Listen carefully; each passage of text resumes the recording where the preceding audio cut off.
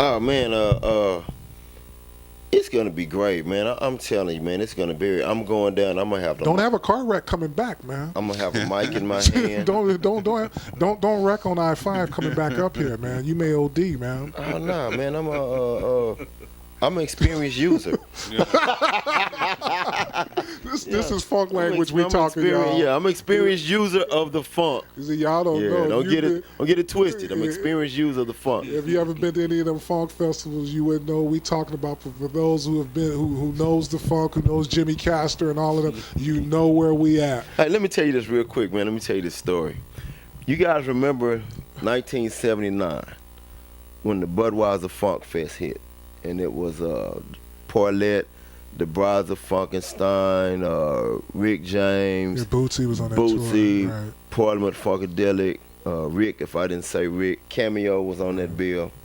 And, I've heard different people post. The tour, it went coast to coast. It came here, too. It came coast to coast. But anyway, Green, I was 17 years old when it came through Fort Worth. Matter of fact, you talked about the Cotton Bowl earlier. It was at the Cotton Bowl. And, those concerts, when they would be all day like that, would start up at 1 o'clock in the afternoon or whatever. And my mom was like, well, you going to work. I don't want to hear about a concert. You going to work, right? So I was like, all right, Mom. So I left going to work. And, I worked at 11 o'clock in the morning, so I had to get sick really fast at work in time to make it to the concert, right? So, I got sick. I got to go. Went to the concert at the Cotton Bowl after my mother told me not to go to the Cotton Bowl. Just the funk, just all day funk at the Cotton Bowl. Came out, went to my car, and 2 of my tires were stolen off of So guess who I had to call? Guess who I had to call to come get me? I ain't gonna even. I'm not, man. Man, those were the days, though, man. You. Now I'm really elated and happy for you because Dennis Coffey, man. Dennis Coffey. I know it's funny because anybody who knows you, they would swear, okay, Ohio players first and then everybody else. But on that same very short first tier is Dennis Coffey, the great funk brother from, Detroit, Michigan, guitar player, whatever. I know you want to talk about Dennis. I know what this means for you to go see him. Man. Yeah, it's just, one of my guitar heroes next to Sugarfoot and, the countless others. But Dennis Coffey has always been in my music repertoire as a small kid because, like I said, I had my little phonojack, whatever you call it, close and play stereo, and I would get my mom's 45s and play them. And the song Scorpio was the one that did it for me. And there was another one. Talking about Taurus. Taurus. Ride Sally Ride. Ride Sally Ride. That was it. Ride Sally on Soul Train. And it wasn't until we started coming in contact of getting these lost footage of Soul Train, they had it on there. And I lost my mind. I said, Calvin, and they were dancing to Dennis Coffey. And the Soul Train gang was getting it. They were getting it. Yeah. And if you look at a lot of those old Soul Trains, like, what was that, like 71? Believe it 72? or not, that's actually what you know me, man. I got about 300 shows. I watched the show, believe it or not for the performances, to look at the stuff that they was playing, like Little Beaver and all of that kind of stuff. Exactly. Yeah. So it's just, and it just always, Dennis Coffey was, always one of my favorite guitar players, even before I really knew who he was. Like I think all of us, we all can attest to that. Mm-hmm. And he's done a couple of soundtracks too. He's been involved. Yeah, we were live. We have a man over here live. We talk about Johnny Tuff, because him as well as Chuck Brown, the Soul, what they were called the Soul Searchers at that time, kind of collaborated on the Johnny Tuff soundtrack. And wow, I hadn't seen you laugh that hard since we've been in the car, man. Yeah, man. It's kind of like we all had our memory where we saw Johnny Tuff. Right. When you said Johnny Tuff, just the word Johnny Tuff. You know what? Took me back. You know what? And speaking on that, since we're back there, let's stay back there. I'm interested to get you guys' views on this.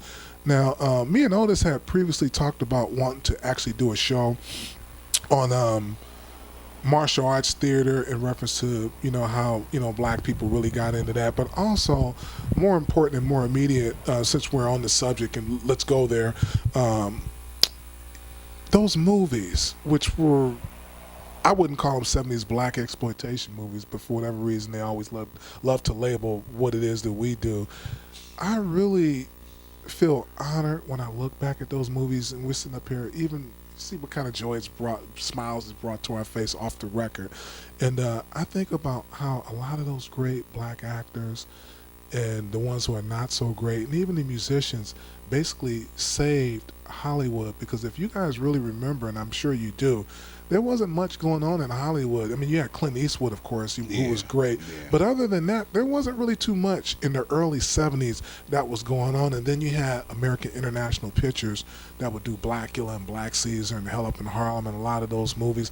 Do you guys ever really sit back and think about the opportunities? And, we weren't really what you would call the most skilled people in reference to being able to score, because we've always been denied the opportunities. And to me, I've always felt, and I'm going to be quiet and let you guys speak on this, felt like, okay, we finally get a chance to actually kind of get in the door. And then here comes Curtis Mayfield and all these just different people on the scoring end. But even like with the script writing and some of the other stuff, you guys, any one of you guys can churn in on this. Your thoughts?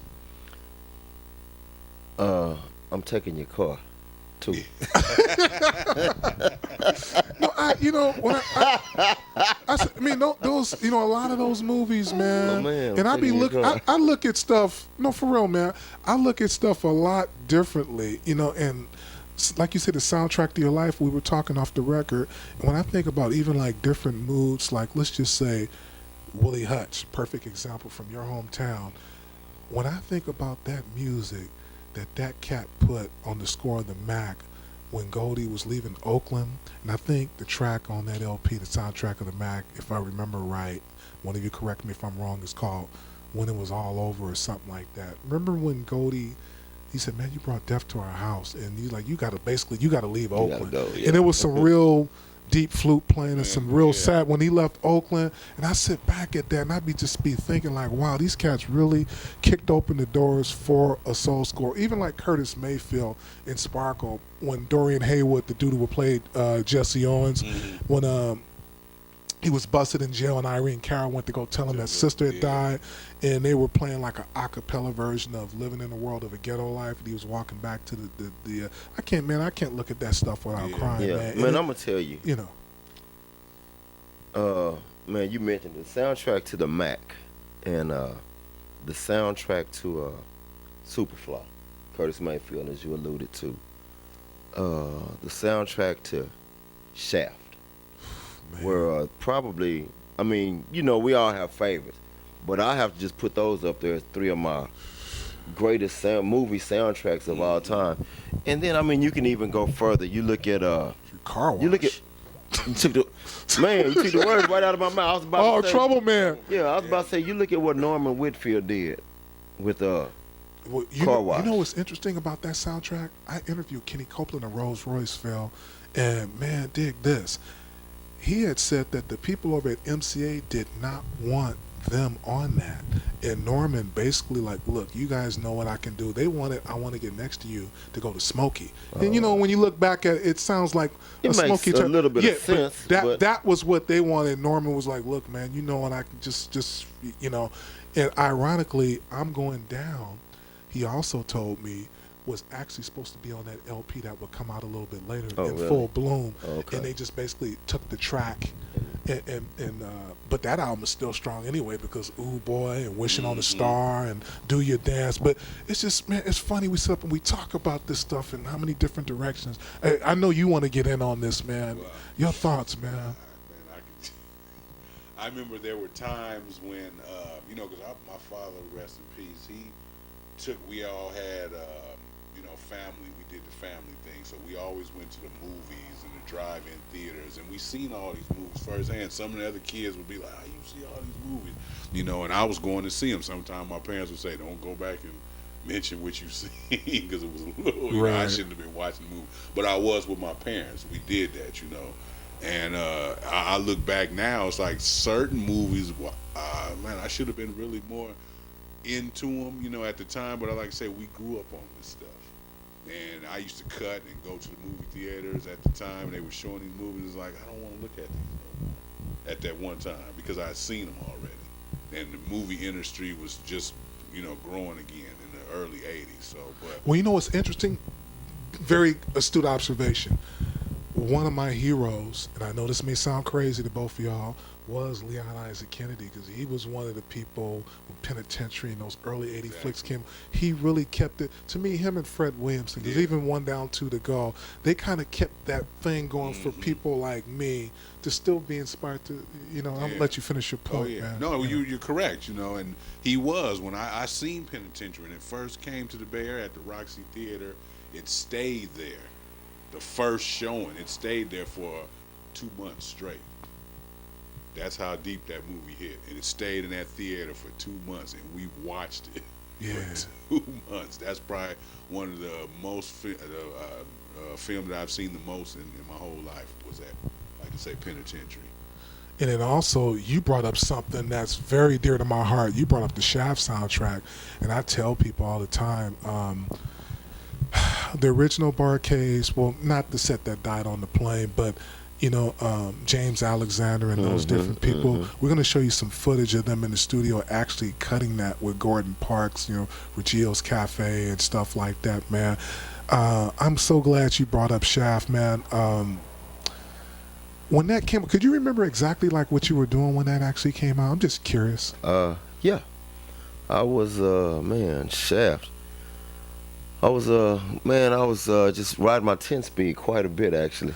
No, that really. that was, you know, I was trying to think of what memory do I associate with Shaft. And the reason why I say it's that was so significant of a soundtrack, and I thought I would never hear anything that was that bad. And then of course Superfly came, but that soundtrack, man, was cold, man.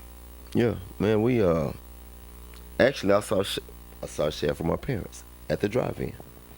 You know, so that was one of the movies that we actually got in the car and went and saw Shaft. And at that particular time, man, and that I guess, man, around 74, I turned, 74?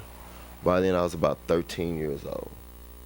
And, man, that's when I was able to kind of venture away on my own. You know, 72 at 12, 13 years old, I was able to get on the bus and go downtown myself. And it was every Saturday routine to leave the neighborhood, jump on the bus, get a transfer, go downtown, watch the movie, go to the joke shop, go to eat, and come back to the house. That era of those movies was my first real taste of independence.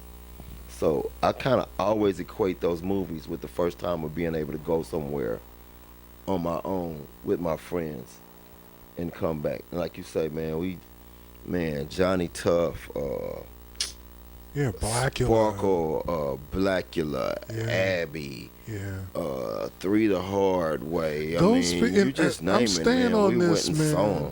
I'm staying on this for a while. We're going to get to some entertainment, but you youngsters have no idea us transitioning into the 70s from the late 60s, trying to get a black identity, coming back from Vietnam and that kind of stuff, and those opportunities becoming available. If those opportunities weren't available, I wouldn't be sitting here being able to do this show. And before that, Butterfly McQueen and all those different people that really kicked those doors open. Quincy Jones doing the Bill Cosby Show, not the Cosby Show from the 80s. I'm talking about the old, ooh Lord, and Quincy Jones doing Ironside. I mean, that stuff is Dave Grusin, Good Times, and all these different people, white, black, across the board. It was just so very important. And we didn't have, excuse